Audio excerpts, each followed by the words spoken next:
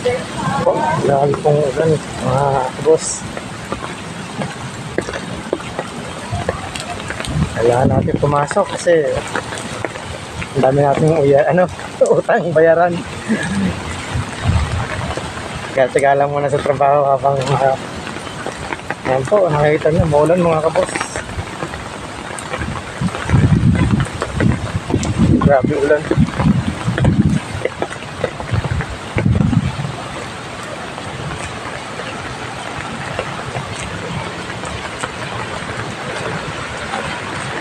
Mainam talaga yung mga nagdadala ka ng payong kasi pag wala kang payong, mababasa ka. Kaya po doon sa mga parehas kong manggagawa, mga construction sa trabaho, dadala kayo ng payong. Mahirap pag walang payong.